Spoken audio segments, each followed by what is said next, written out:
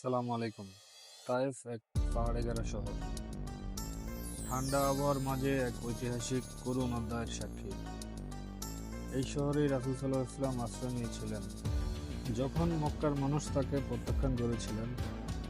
আশায় বুক বেঁধে তায়েফে এসেছিলেন মানুষকে আল্লাহর দিকে ডাকতে। কিন্তু তায়েফবাসী তাকে শুধু ফিরিয়ে দেয়নি, বরং পাথর ছুঁড়ে মেরে রক্তাক্ত করে দেয়। তখন রাসূল সাল্লাল্লাহু আলাইহি ওয়াসাল্লাম ক্লান্ত, কষ্টে জর্জরিত হয়ে আশ্রয় নেন একটি বাগানে। সেই বাগানের মালিক ছিল উতবা ও সাইবা, মক্কারি কুরাইশ বংশের লোক। তারা এক কিশোরকে পাঠায় আঙ্গুর দিতে। তার নাম ছিল আব্বাস, একজন নাসারা খ্রিস্টান নিঃশব্দে দাঁড়িয়ে থাকা এক মায়ের চিত্র। আব্বাস যখন আঙ্গুর দিলেন, রাসূল সাল্লাল্লাহু আলাইহি ওয়াসাল্লাম বললেন, বিসমিল্লাহ। আব্বাস অবাক, এই শব্দ তো এই অঞ্চলের কেউ বলে না। তিনি জিজ্ঞেস করলেন, আপনি এই শব্দ কোথা থেকে শিখলেন?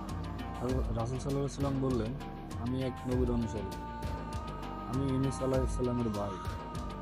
আব্বাস চমকে উঠলেন, আমি ইউনূস আলাইহিস সালামের জাতি থেকে এসেছি। রাসূল সাল্লাল্লাহু আলাইহি ওয়াসাল্লাম বললেন, তিনিও আল্লাহর নবী।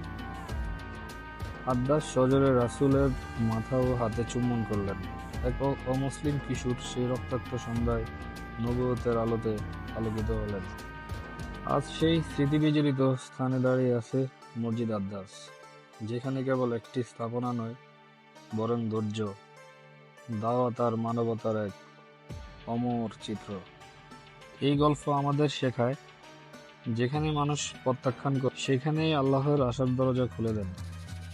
যারা হজ এবং উমরায় আসেন, অবশ্যই এই নির্দেশনগুলো ঘুরে যাবেন। আর আমাদের পরবর্তী ভিডিও পেতে অবশ্যই লাইক, কমেন্ট, শেয়ার করে অন্যকে দেখার সুযোগ করে দিন।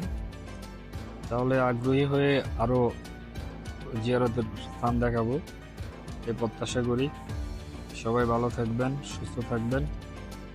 আসসালামু আলাইকুম ওয়া রাহমাতুল্লাহি ওয়া বারাকাতুহু।